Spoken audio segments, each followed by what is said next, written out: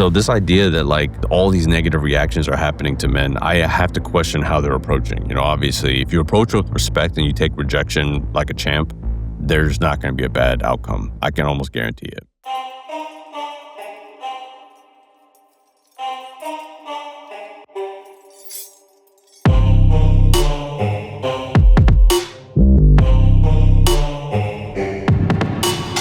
The Manosphere is really not harmless, right? It's not just a bunch of men with microphones talking.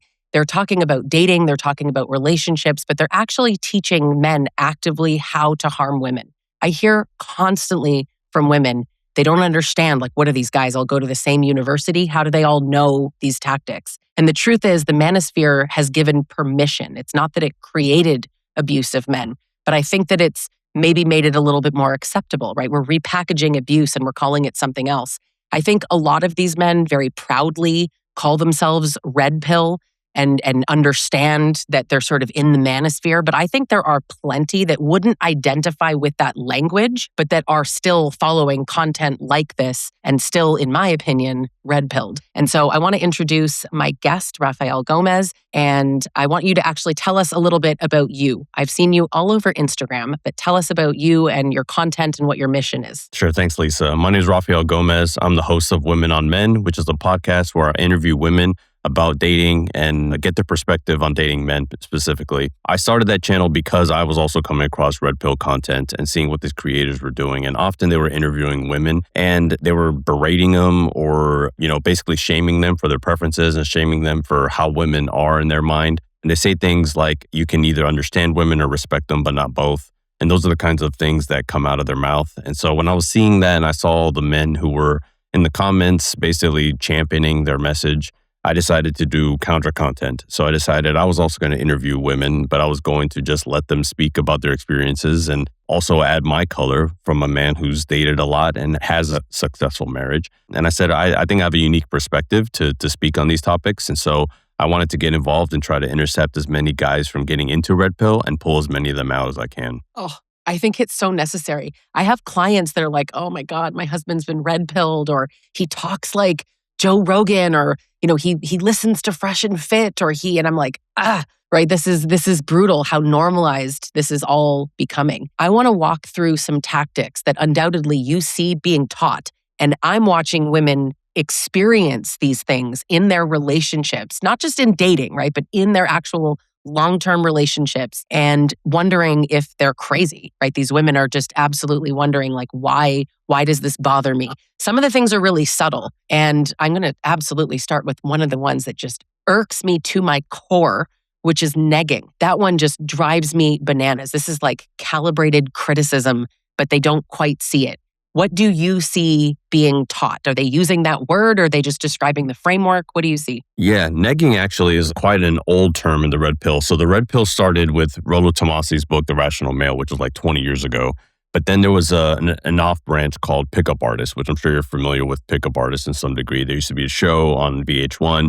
Negging is part of the tactics that Pickup Artists use. Basically, the idea here is you want to put the woman in a place of defense, in place you want to try to have a little bit of more power over her to also lower her security so she feels a bit more insecure. And the idea here is that is going to allow her to kind of chase you a little bit and give you a little bit more leverage in the pursuit. I think, some guys have had success with it, which is the unfortunate part. And I think that's the reason why it's persisted. I think it's a horrible manipulation tactic, personally. I think, I'm more of a direct person, but I think when you're targeting people who might have some insecurities, that kind of tactic can have an effect, which is why I think they promote it so much. Yeah, it is really effective, And I mean, I hear the term negging and I immediately think to dating, but I see it in marriages. I see it right in these relationships. Like, he wants you to have less confidence and like the constant sort of correction, or like,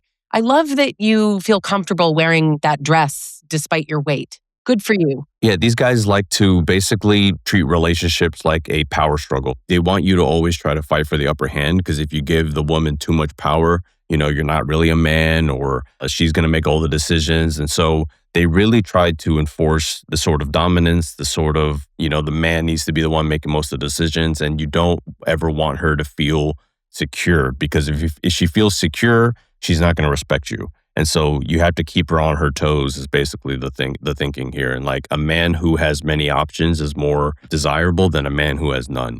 And so they encourage men to constantly put their woman on edge and make her not feel comfortable because they think if she's too comfortable, then she's not going to respect you and she might even leave you. Which is so counterintuitive to what I would think as a woman. Like, I guess I'm like, if I was, woman on men, I would like, what? That sounds terrible. I think I know the version of me that exists now, the washed up, bitter, old, over 40-year-old version of me, I'm being so sarcastic, would never fall for that. But I definitely know that in my 20s, I probably would have felt, and maybe even did, I don't know if I have a specific memory of it, but would have felt like, why did he say that? And then try to like prove something. And I see that, right? Especially if you're married to the guy, right? And we're not dating. You want to like prove to your spouse that you're not what he thinks you are, when he positions you as not quite right or just a little too heavy, or it's a compliment, but it's not a compliment. It's so destabilizing. That's the trick with negging to me, is that it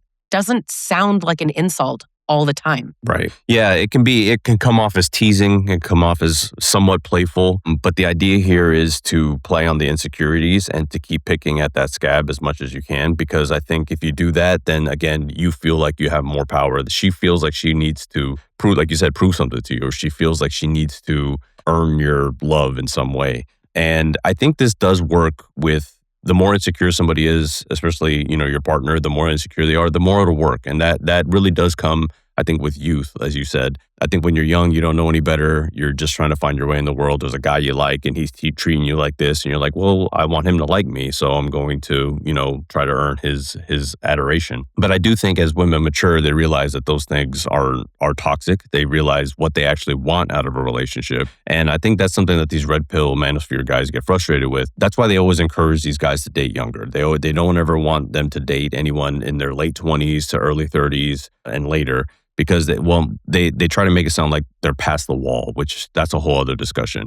But really, they want these men to date these younger women. They try to make it claim it's some biological thing. But at the end of the day, I think these guys are trying to find women who don't know any better and play off insecurities. And, when the woman matures and becomes the woman she's going to be, those kinds of games won't work anymore, which is why I think they constantly are looking for younger and younger. I forget who said it. It might have been, I think her name was Hope Pedler, but she kind of talked about this built-in defense mechanism in the patriarchy that as soon as women kind of wake up, you're old and nobody should listen to you, right? Like the minute you're like, wait a minute, this doesn't make sense. What are you, over 30? Who cares what you have to say? And if you're over 40, like just go lay down. You're exactly. a waste of time. Yeah, and they like to cope that these women are going to be alone and single, but the numbers don't really add up there. Women tend to be able to find relationships. They're able to at all ages. So, I don't think it holds any water. But yeah, the idea here is that if a woman is mature and has learned what she likes and doesn't like in a relationship, then what they claim is that she basically was ran through in her 20s, had her fun in her 20s,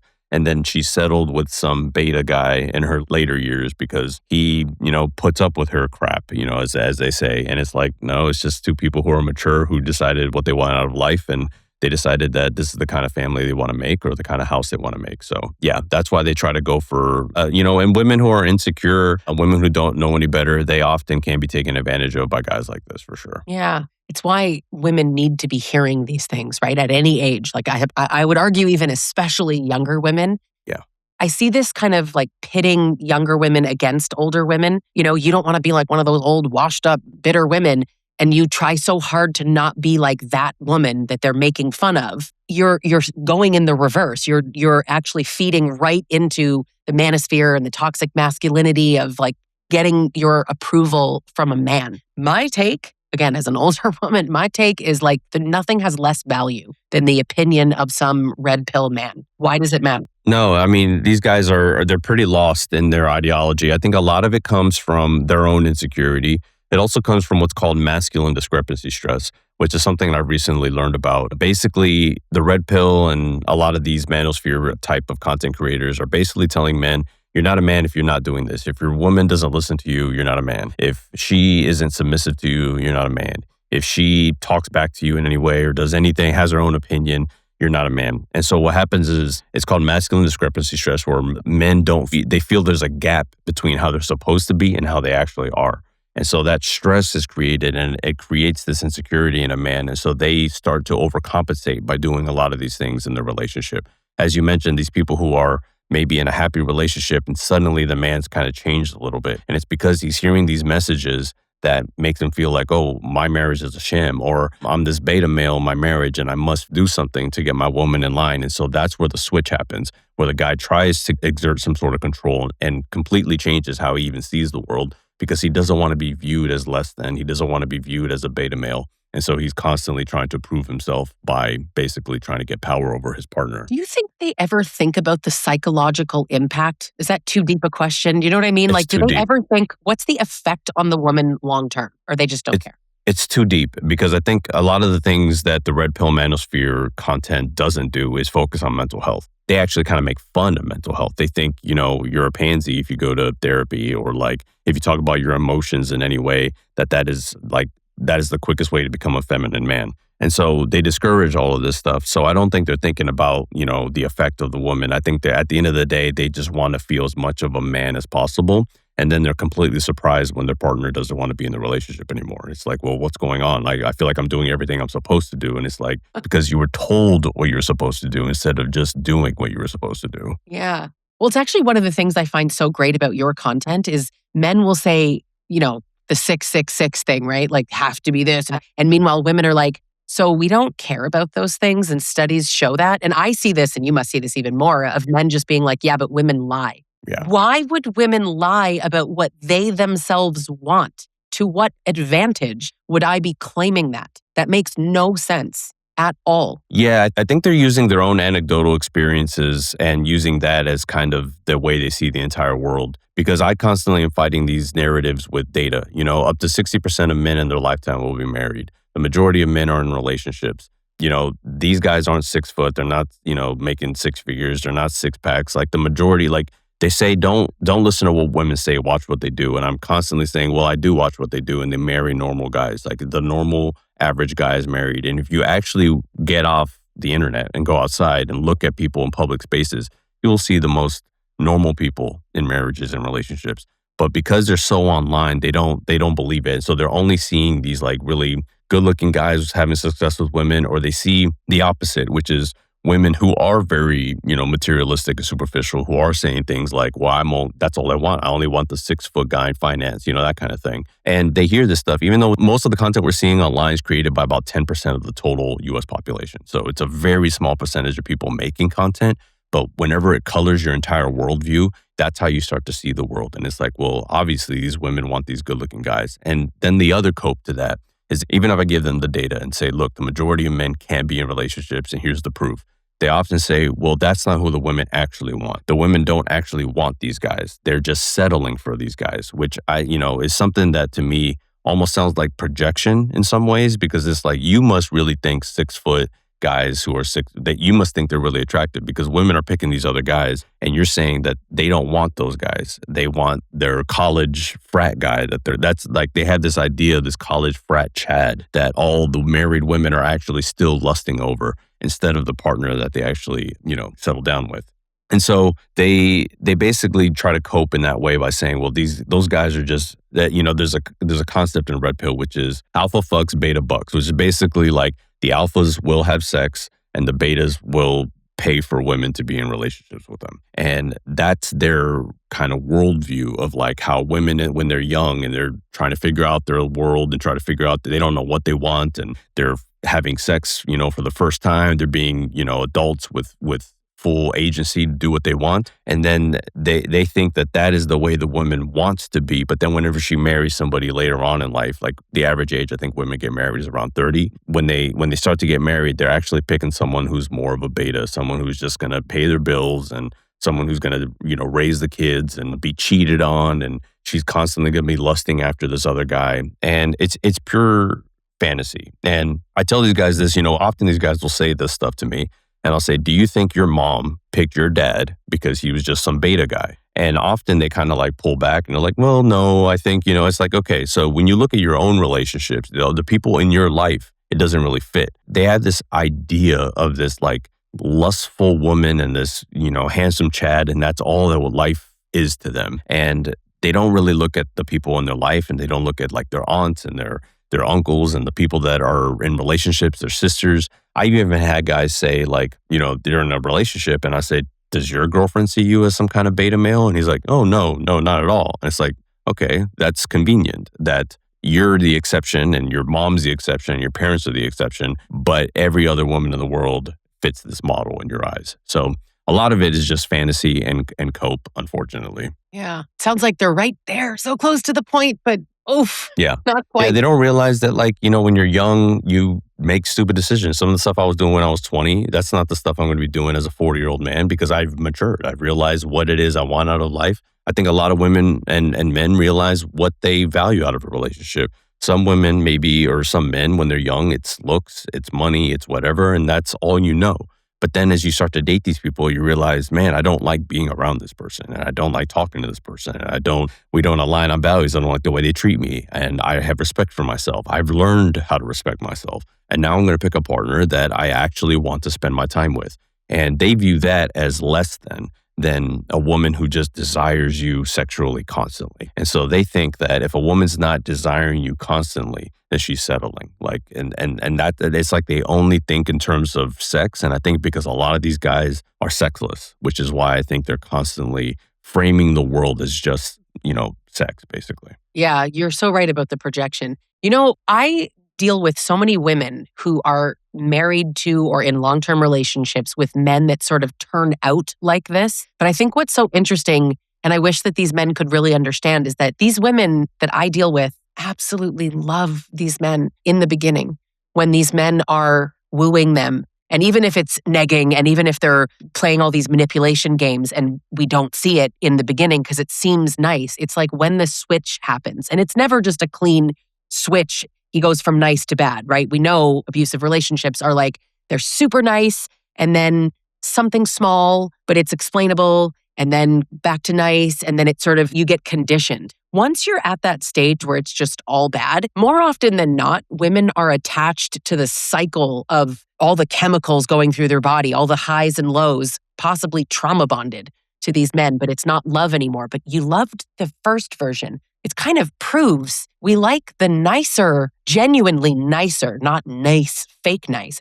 man, regardless. So these men that are like, yeah, but she really wants someone else. Well, kinda, but just the guy that you pretended to be. Like you do know that it's proof to me that they know what they're doing because they know how to get you, but then they're not interested in maintaining that. Why lie? Like, why not just be this a-hole from the beginning? Yeah, I don't know that all of them covered it up. I think some of them do change throughout the process. I do think there's probably some guys who know how to put the facade on and get what they want out of a relationship and then reveal their true self. That happens all the time. But I think when it comes to red pill, especially a lot of these guys who are nice guys, and I don't mean nice like, we're saying like pushovers. Like, I think the perfect balance here is a good man, which is someone who is kind because that's who he is, but is also someone that sets boundaries and is not a pushover. And I think that's the balance that I think a lot of these men, if they could strike that I think is the sweet spot. But what a lot of these guys do is that they come in as a good man, but then they come across this content and they start to second guess themselves. Even though the relationship is good, even though the relationship is fine, there's an insecurity there that this content plays on. There's a book called Men Who Hate Women, which is a great book. Do you know about it? Listen, I don't mean to, I love the book. I know my face looked like I didn't, but I found it so hard to read. It is hard to read. Everyone should read it. Yeah. It's hard. It's a hard read, and especially because I don't know how to fix it. But the thing here is that a man who creates a YouTube channel within days is going to be fed red pill content. Just because a lot of the men are looking at maybe workout videos or they're doing something that is kind of red pill adjacent, and the algorithm is going to start recommending red pill content pretty quickly. And a lot of this stuff can be compelling and entertaining, and maybe you don't take it seriously at first. You're just like, okay, this is just kind of like silly content. But the more you hear this stuff and the more it kind of seeps in, I think a lot of men who aren't secure in what they actually believe can start to change who they are. They can start to alter. I posted content about like a string of divorces, even in Canada, where women are basically saying, my man changed due to red pill content. And it is becoming more and more of a storyline that we're seeing over and over again. And I think, again, it's because these men are seeing these guys who they often view as more masculine than them. And because they perceive these men as having some sort of better value, even though none of these men are in happy relationships, mind you, none of these men are, in my opinion, good husbands, and most of them are single. Most of them do not have long-term relationships. But because these men have some sort of insecurity about their own manhood, they start listening to these guys because okay, these guys are actually going to tell me how I'm supposed to be a man, and I'm going to apply that to my current relationship. And then that's whenever the woman starts realizing something's changed, something's clicked. You're no longer who I thought you were.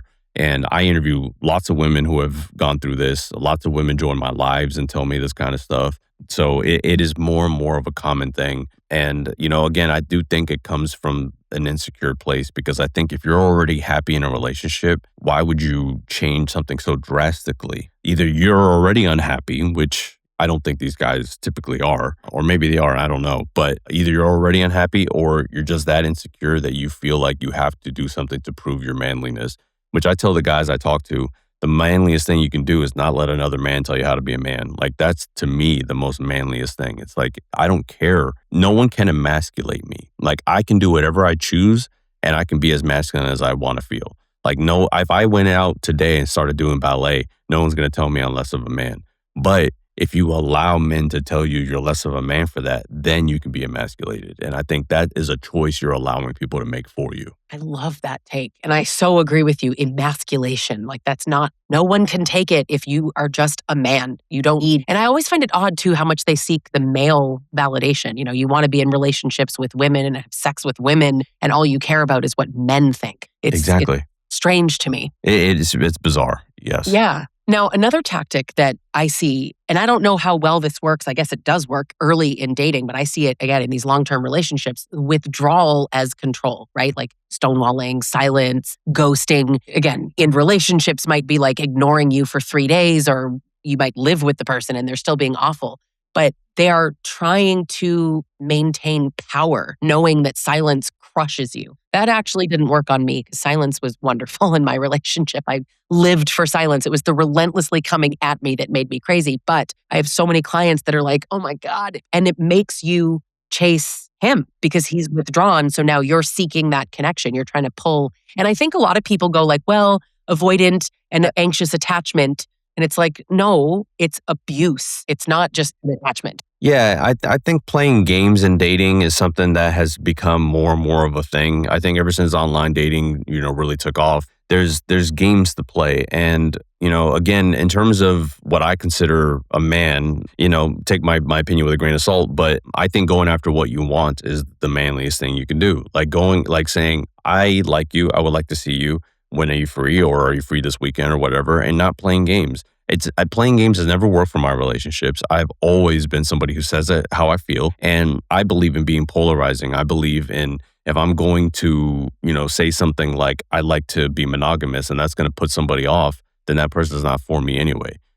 So it's like, I'm not, if they're not ready for a relationship and I am, then we're not compatible. And I'm always looking for that kind of polarization where it's like, I want this. Are you on the same page? And if they're not, then we know where we stand. But this idea of playing games and having someone chase you, to me, again, it feels a little bit like that insecurity, that masculine discrepancy stress, where you're like, well, the woman's supposed to chase me. Why? Why do you feel that way? Why don't you go out and make the life that you actually want, instead of trying to get someone to do something, instead of you doing it yourself? It's always lost on me. Maybe it works, but I also think, today with ghosting and, people just like flaking, and it just, to me, momentum is more important in modern dating than these other tactics. If you lose a couple days, or you lose, if someone goes out of town for a week and you guys have just started dating, more than likely when that person comes back, you guys aren't even going to see each other anymore. Like, it just kind of falls off the map. And so I think the best way to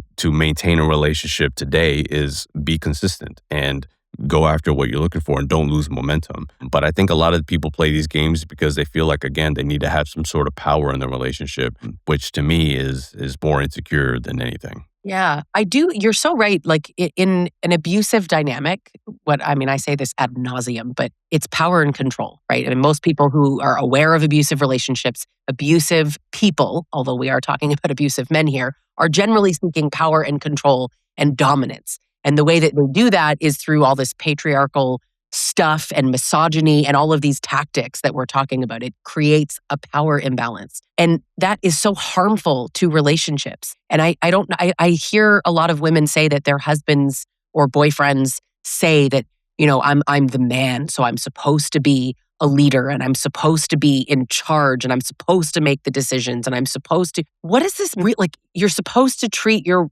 wife like crap? Because I think when you look back at this picture, which I don't necessarily think these people were happy, but that sort of 1950s picture that we all have of like he goes to work and she's the housewife. And was he actually making all the decisions? Because I would bet not. Like a lot of these men were always asking their wives opinions and doing things together. But suddenly it's become this like, I need to have power and I need to openly control. And here's all the tactics I'm going to use to control you. Why would anyone want that? Yeah, I think when you look back at like the boomer generation, women didn't have as much agency as they do today. And so they were pretty economically dependent on their partner. And, there wasn't no fault divorce. So you had to prove in court why you wanted to get divorced. And often it had to be infidelity or abuse. And if it wasn't any of those things, then you were kind of stuck in the marriage. And so women didn't have much of a choice. Now women have a ton of choice. Women make their own money. In fact, Gen Z women are outpacing Gen Z men in terms of earnings, home ownership, et cetera, education. And now women get to select partners based on more than need. They get to choose partners based on want. And I think a lot of men are not prepared for that in 2026. And so because women don't need them, men are trying to find a way to have the power over them so that women need them again. And that isn't going to work for independent women. Like it just isn't going to work. And women now can say, I'm just not interested in this. I'm leaving, or no fault divorce. They can just get out of a marriage that's bad. And so a lot of men are looking for ways to get power back. And a lot of these tactics are kind of what's being used. And I think what we're seeing, and maybe, your audience sees it differently, but I'm not seeing it be too successful these days. I feel like it just isn't working anymore. And the men who are having success today are the ones who understand that the more you develop your own character and the more of a better man you are, the more likelihood you're going to have a chance to get into a relationship. That has nothing to do with how powerful you are. It has nothing to do with how much of a final decision maker you are. And there's a million ways to lead. Like when I was leading teams in my last company, I believe in servant leadership, which I think is one of the best ways to be a leader, which is I want to make sure that we as a team do what we need to do. And it's not me telling you what to do. It's basically, I trust that you know what to do. And if you need help, I'm here to help you and I'm here to like get it done. But to me, that to me is a better form of leadership than any other kind of leadership I've ever experienced. Instead of like a dictator or somebody who says, well, I get the final word. Like that's not going to fly. And I also don't know what decisions people are making that are so final. Like, like if you are going to buy a property with your partner, you're literally not going to take their opinion into consideration. You're just going to say, nope, we're signing the mortgage and that's it. I don't know what kind of decisions are being made where it's like you can't discuss it with your partner and you guys can land on something. For example, my wife and I, we don't have like a final decision maker. We don't have like a veto vote. But we're able to make it work. So I don't know what this obsession is with. I have to be the one making the final decision. It's like, no, there's a decision we have to make. I have my input, she has her input, and we come together on something. I so agree. I remember once saying that to my fiance. I was like, would you even want that? Because we're so partnered. We'd never had this conversation before, but I was like, would you even want that? And he's like, it feels like a lot of pressure. I have to make all the decisions. So if anything goes wrong, it's all on me. Like, why would I want that? And then it makes me go, which is probably another topic, but you put all this pressure on yourself and you put all of it, you do it basically willfully. And then you're like, oh my God, you have no idea how hard it is to be a man. Well, why don't you stop performing that version of what a man is? Because You're a man who can't be emasculated and you make joint decisions. And so does mine. Right. I just don't get it. Yeah, I don't get it either. I think there is that performance that men still feel like they have to do. Pardon me 1 second. They feel like if they're not performing masculinity, then they're at risk of losing their masculinity. Right. And there's a box men put men in. The box of you can't show emotion, and the box of you got to be tough and you have to be ready to fight at a moment's notice, and all and we're protectors and we're providers. And it's like, why do you default to these roles? Why do you say this is how I must be? And if I'm not this, like it's just being told. And like you said earlier, I think how a lot of the red pill men seem to be coming from the same university or something like that, like the same place. They copy and paste the same language everywhere. When I'm debating people, I hear the exact same thing. And I'm like, did you get that from this video? And they're like, maybe. I'm like, yeah, I know you did, because you are copying and pasting. They all say the same exact thing. And I think it's because that's the template that they're trying to fit in. And I think when you try to fit into a template, not only is it inauthentic, like that's not who you really are. And I think that comes across when you attempt to be that. And so, yeah, I think, men have always said, well, when I was young, it was even like, oh, if you're even a little bit feminine, it's like, well, give me your man card. It was like, you're no longer invited to the men's club, you are out. And men tend to do that throughout high school, throughout college. I think into adulthood, you start to realize that like a lot of that stuff is immature, but some men never grow out of it, or some men never take the time to become fully confident in who they are and fully authentic, and I think what's worked for me is I have been authentic for, I don't know, I've been to therapy for a decade. And so I have become an authentic person, and that has worked for me more than anything else. Like I've told women straight up how I feel about them. I've told women what I'm looking for in the beginning of a relationship. I've told women I've been through a divorce, and none of that has ever come back to bite me. It's always been like, oh, this person's real. Like he's a real person. He knows who he is. He knows his flaws. He knows his strengths, and he just is who he is. And that has worked for me more than I must perform or I must act a certain way, even though I don't agree with it. I must be this thing. And I've never been somebody that wants to, I'm on the principle, just be a thing. It's like I've always chosen what I want to do instead of just it being defaulted to me. And I think a lot of these guys, they default. And even the idea of being a protector, a lot of men will take this pride in like, I'm a protector. It's like, okay, have you ever protected your partner? No. What's the likelihood, right? Are you potentially, statistically, you're her biggest threat? Like statistically, if a woman gets hurt, it's often her partner. But statistically, most adult males never get into a fist fight. Most adult males never have to defend their home from an intruder. It happens about 1% of the time where a man has to defend a home from an intruder. So it's unlikely, but men still feel like they get to wear this badge of like, well, I'm a protector. It's like, but you've never had to, and you probably never will. So I don't think you get to claim credit for something that you might not ever have to do or will do. Yeah. And frankly, even if a man broke in, and I would like to just draw everyone's attention to it's a man breaking in, but that aside, if a man breaks in and you have to protect your family, like many men could also be incapacitated pretty quick if you're not expecting it. And of course I would, jump in, but at the same time, like I tell guys, like if I was married to an MMA fighter, I would hope she would help, I think protection doesn't have to be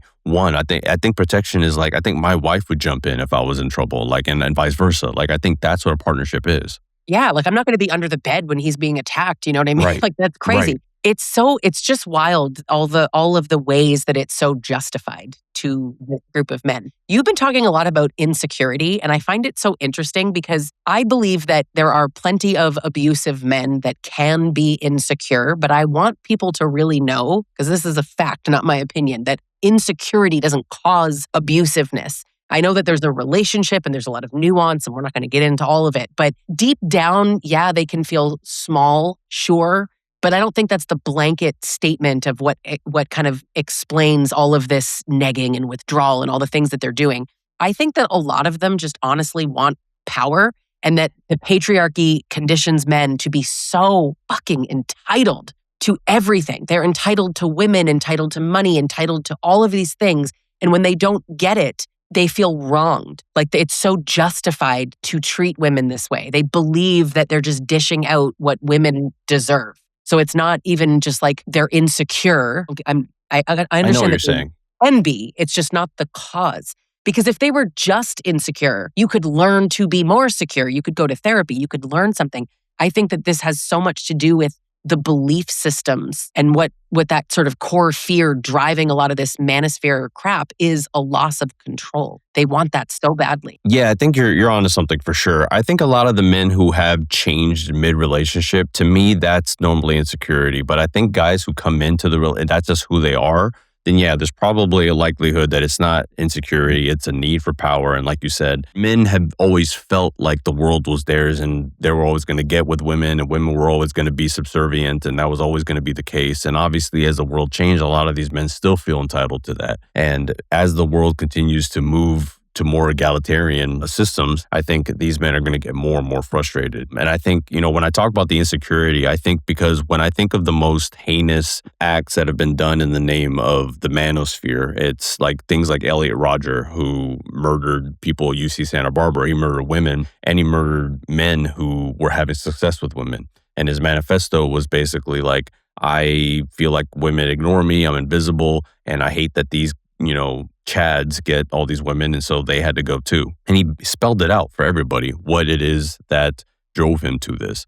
So I think there's, on the extreme level, there's that. Then on the personal abuse level, there's definitely the guys who basically just feel like, hey, this makes me feel powerful, and that power is what makes me feel like a man, and so I must pursue that at all costs, regardless of what the damage it does to my partner or to anybody I'm with. Yeah, they don't even care that it's damaging, which perfect segue into sexual entitlement. I think what you see it in the videos, you see it all over the friggin' manosphere and in these relationships where I'm working with these women who feel like they have no choice but to say yes. It's just positioned as like a rite of passage. These men feel so entitled to it, and then they behave that way, and women almost fall into that too. We're all living in the patriarchy, so it makes sense, but masculinity seems to include it. This version of masculinity seems to include sexual dominance, right? I guess. What do you mean by sexual dominance? Like, I might be missing. Not like using sex to coercing her to have sex with you, expecting it as an entitlement, being able to say things to her like, if you don't, then I'll go cheat, or to cheat anyway. Just the absolute entitlement to her body and anytime you want it. Right? Like once you're in a relationship, she belongs to you and her body belongs to you. Yeah, I think there's a combination of things. I think I see it with the young men. I even saw a video today of a guy who basically wouldn't pay for dinner if she didn't sleep with him. And so that's one example of like where I think men just feel entitled and they feel like it's so transactional that it's like, well, I'm paying for dinner, so you just sleep with me. And it's like, just go get a hooker, dude. Like, I don't know why, if it's so transactional where it's like, I pay money, you have sex, like, then what are you doing trying to date or court or do anything like that? Like, that doesn't make any sense. But then, the coercion of it, even like in married couples, like there's a lot of men who, especially I think who listen to a lot of this stuff, feel like, well, the woman's supposed to, at any time the guy wants, to have sex. And it's like, I told the guy recently, I was like, I don't want my wife to fuck me because she has to. I want her to fuck me because she wants to. And like, to me, that's a whole different experience. Like if my wife is just like saying yes anytime I beg her to have sex, that's not going to make me feel good, or it's not going to make me feel any kind of way. It's like, why don't you try the things you did when you first started, sleeping with her? Like, are there things you can do to, get, you've been together a long time. It's going to take a, different approach. But a lot of these guys do feel entitled to it. They feel like because she married me, that's my body and I get to do with it whatever I feel like.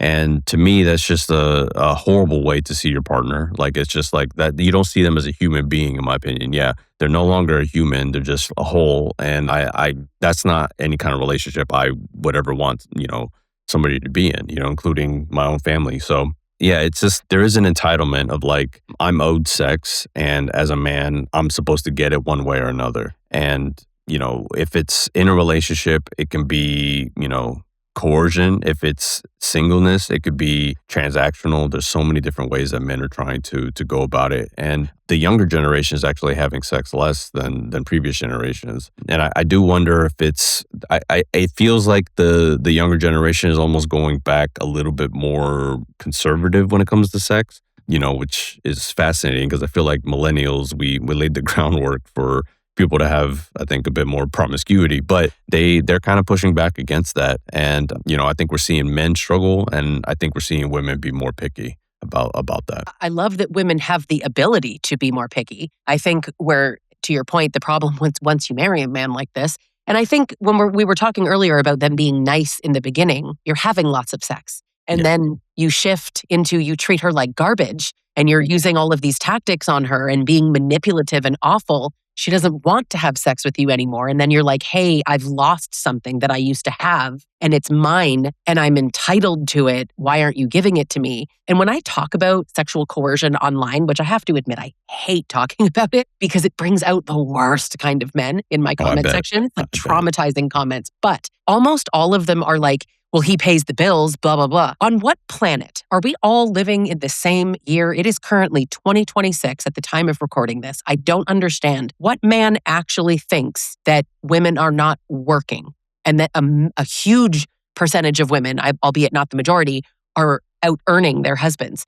So your money is not earning you sex. And it's the same in a dating situation. Like they're talking about, well, I paid for dinner. And married men are just saying, well, I paid the mortgage. Number one, you probably didn't. And number two, is that what this is? You purchased your wife with a house? Interesting. Yeah, a lot of them see it that way for sure. And, most homes are dual income. I think about almost 50% of homes, women are earning as much as their partners. And almost 20% of homes, women are earning their husbands. And that trend is going up. That is only going in that direction. So this idea that one guy is paying all the bills, it is so unlikely. It is just absolutely not, this economy doesn't allow for that. And even if it did, like if that's what makes you feel powerful is I paid the bills, I get sex. I mean, to me, that's one of the most pathetic things I've ever heard of. To me, it's like, again, I want my partner to want to have sex with me. And that doesn't come with me just paying the bills.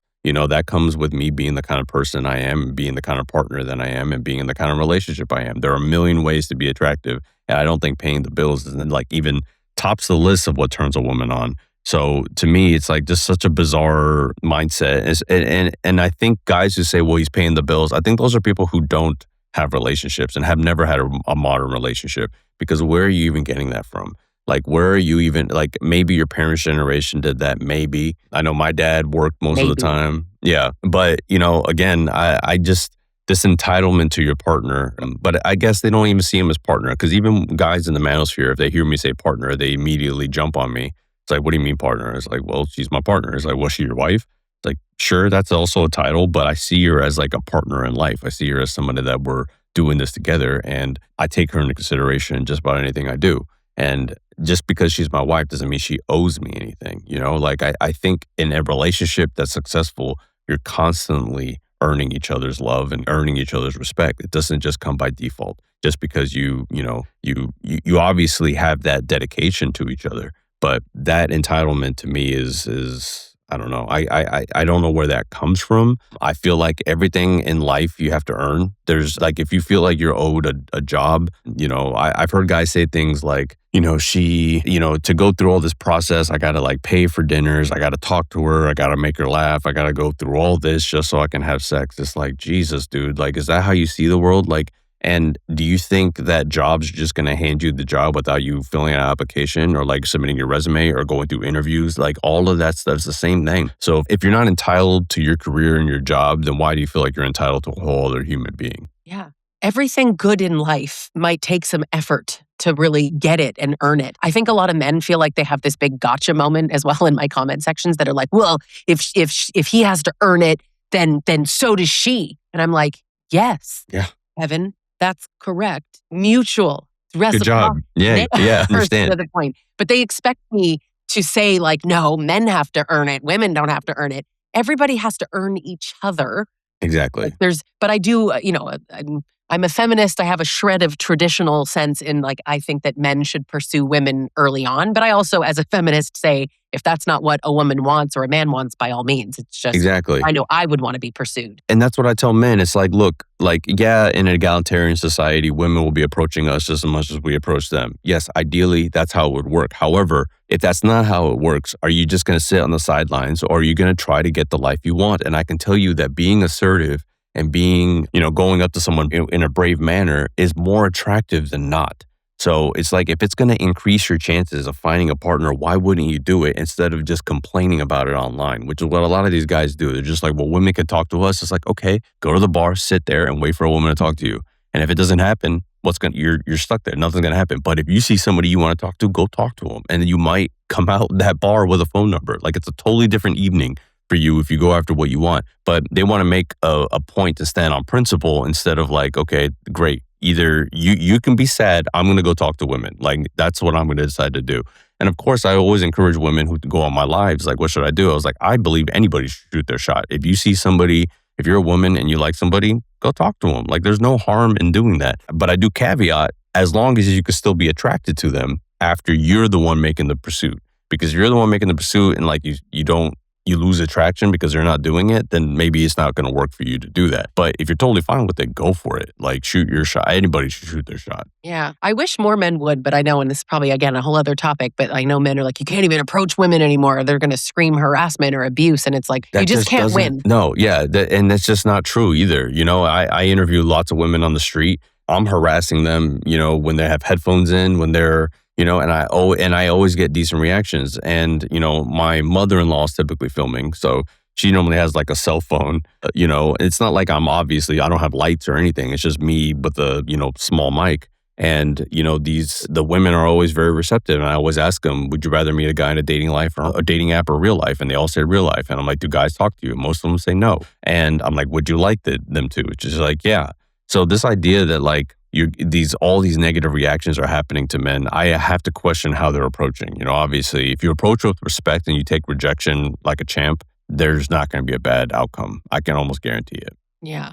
As long as they can accept the rejection, which is hard. Again, the hard. Entitlement and the control here is like, how dare you reject me? That's the vibe. And a lot of these guys don't realize that like women have even like changed their mind if you handle rejection well, because it shows that you're confident, it shows that you're not desperate. It shows a lot of, or I've heard stories of women that say, you know, well, look, you seem like a good guy. I'm taken, but here's my friend, you know, she's single if you want to talk to her. And like that all happened because a guy took rejection well. And that's one of the main things I teach men. I teach men how to approach with respect and how to take rejection well, like with grace. Because if you do both of those things, everyone's going to have a decent time. They're going to feel complimented because you approach them nicely. They're going to feel safe because you took the rejection well. And you theoretically should feel proud that you went up there and did it. And that should give you a boost. It's always giving me a boost. Even if I get told no, it'd always give me a boost of like, look at me, I went and did it. And, you know, it was a fine interaction. Did it work? No, but the next one might. And, you know, and I know that's tougher. It's easier said than done.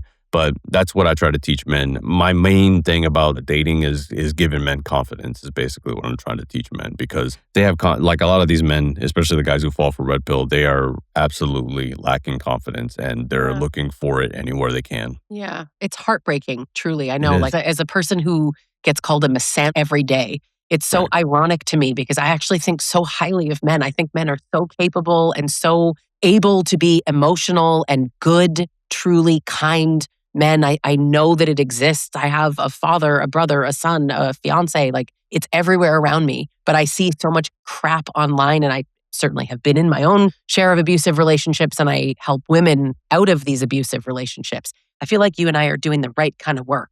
I'm helping women leave these men, and you're helping there be less men like this to leave in the first place. Yes, that's the plan. That is the plan. I think, you know, if he's using fear and withdrawal and criticism, negging, sexual pressure, dominance, all of this is not masculinity. This is not leadership at all. This is just the manosphere hurting everyone. It's the patriarchy hurting everyone, and it's abuse. It's really, I'm so glad that you do this work. And I really want to encourage people to look at your channel, Women on Men, and just look at, and actually men too, but women are mostly my audience, but to really look at your content and just see that these men are wrong about what women want. And these men that are being red-pilled end up in being the perpetrator in abusive relationships. And they ultimately get left anyway. Yeah. So. And I talked to enough people who have left red pill, and there's also a subreddit called X Red Pill, which if you haven't seen, I highly recommend you check it out, because a lot of people will post things like, oh, I saw this woman today say she wants a tall, handsome guy, and it immediately made me want to go back to the red pill. And it's like, these people are being really honest about like, I have these feelings when I see these videos online. How can I detox? And a lot of people will give them advice. And it's like the advice that, or the situation that has created a lot of men to leave the red pill is they start to experience women in real life.